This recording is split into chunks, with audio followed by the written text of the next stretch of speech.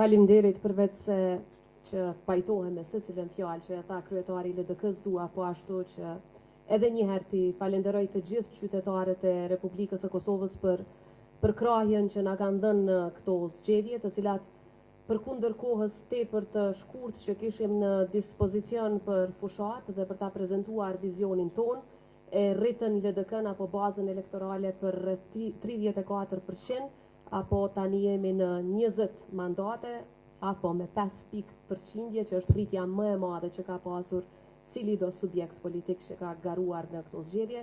Natyrisht që ky është vetëm hapi i parë drejt ringritjes, por kjo rritje na jep shpresë se jemi në rrugë të drejtë dhe edhe me shumë më shumë punë në terren e afër qytetarëve tonë, besoj që LDK-ja do të vazhdojë të ringritet edhe në muajt e vitit në vijim.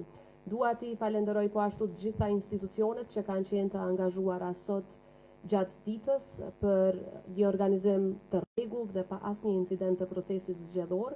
Edhe një herë kjo ka dëshmuar fuqinë e demokracisë në vendin tonë, edhe pse siç u pa kësaj rade pjesëmarrja ishte relativisht më e ulët në krahasim me proceset e tjera dhe kjo është krejtësisht normale, duke ditur që qytetarët janë lodhur me procese zgjedhore dhe me krizat e pafundme, që është arsyeja pse që nga nesër gjithë angazhimin ton do ta fokusojmë që t'i japim vendit institucione, në mënyrë që urgjentisht të ndërmerren hapa që nxjerrin Kosovën nga kriza dhe i ndihmojnë vendit që të arrijë suksese si për brenda ashtu edhe të fuqizohet jashtë.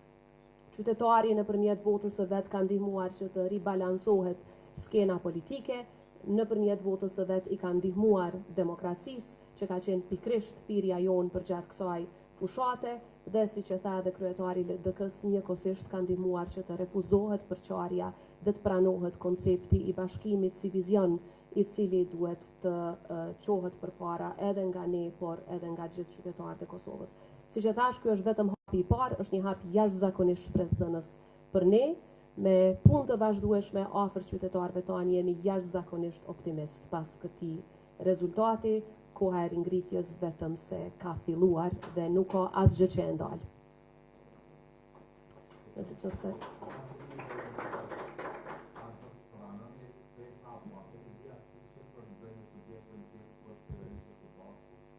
Si që kemi thënë fushat, dhe ato që kemi thënë fushat vazhdojnë të qëndroj dhe për ne. Edhe tutje, ne jemi të interesuar të japim stabilitet në vendit, institucionet të qëndrueshme, edhe vime vetë me të kushte që kemi pasur ka qenë për listën sërbe, pra për parti shqiptare, ne kemi ofruar gatishmërinë për kompromis, gjëja pa që duhet bëjmë, pas një diskutim, sepse këto zgjedhje ishin të jashtëzakonshme, është zgjidhja e çështjes së presidentit, pra parë dhe ka kandidatën e vet, Vjosa Osmani, dhe këtë do të jetë piknisë e diskutimeve të tashme.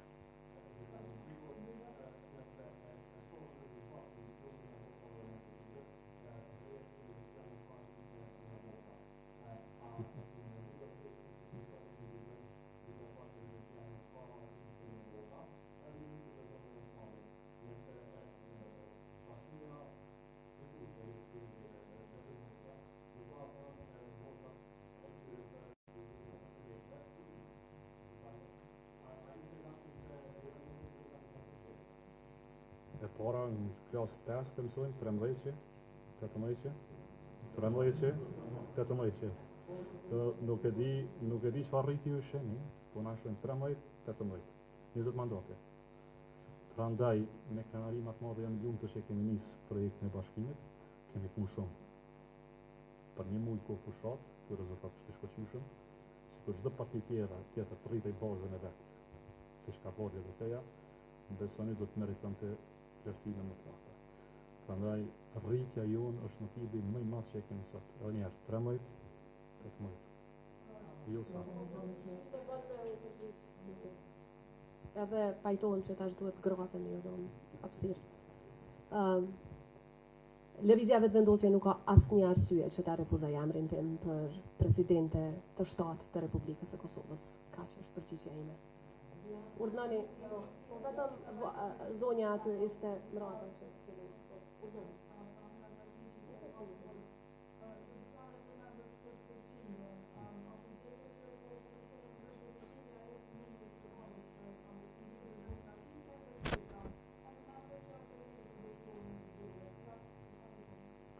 tani përqindja derivan prej qytetarëve të Kosovës.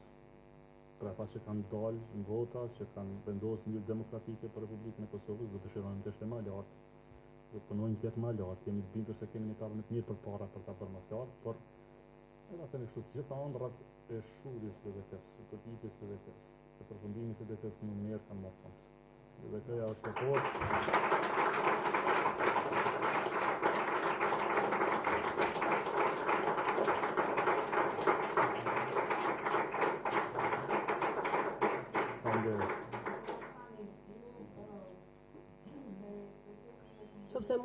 Nëse mundem vetëm me shtu, rritja matet edhe me mandate, kjo është shumë e rëndësishme. Ne do të kemi kësaj rade 20 mandate, që është 5 mandate më shumë se sa në mandatin paraprak. Pra kjo është një rritje jashtëzakonisht e rëndësishme, pra prej 34%.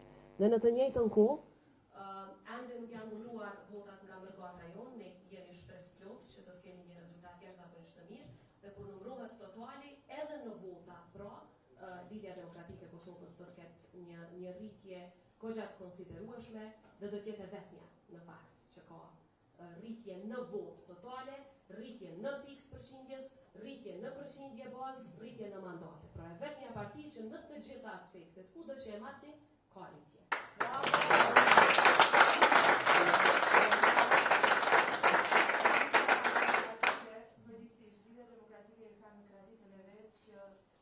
Në kompromiset politike të kërkojë postin e presidentit dhe ndërkohë që nga koha e presidentit historik Ibrahim Rugova të bëj kompromis për kryeministrit apo postet e tjera kryetari në parlamentit.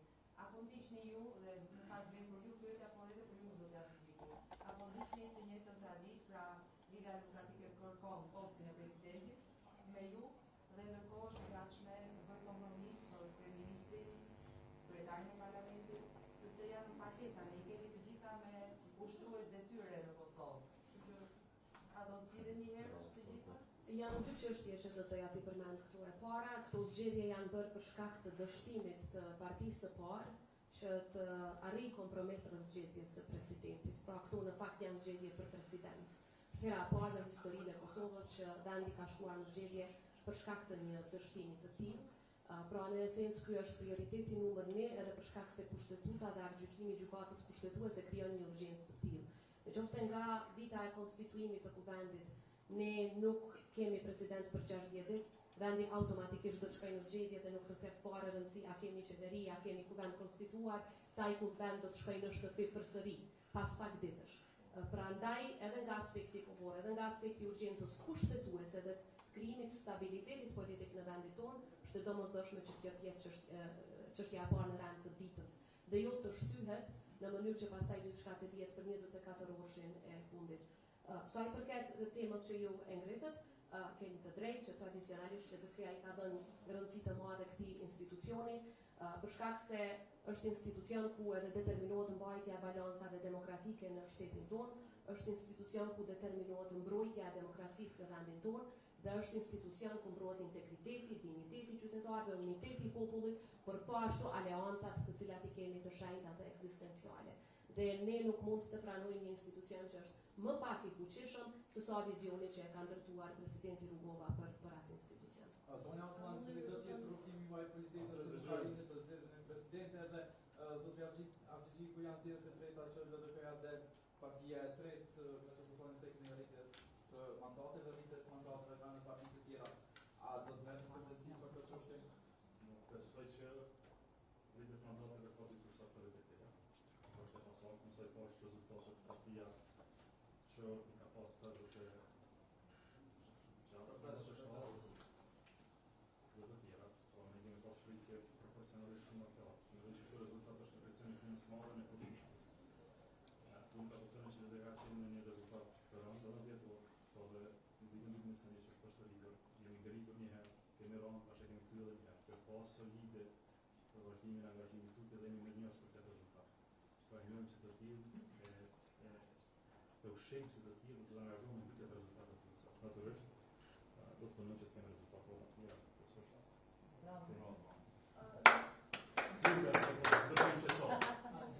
Pyetja ishte nëse është hipotetike, nuk mendoj që do të vinë deri te një pikë e tillë, ne do të punojmë që të kemi institucione sa më parë. LDK-ja e ka kandidaturën e vetë, dhe si që përmenda partia pa nuk ka asnjë arsye të vetme që të thotë jo për këtë kandidaturë, për kundrazi ka mira arsye që të thotë po. Dhe që të gjitha ato mira arsye janë në interes të shtetit të Kosovës.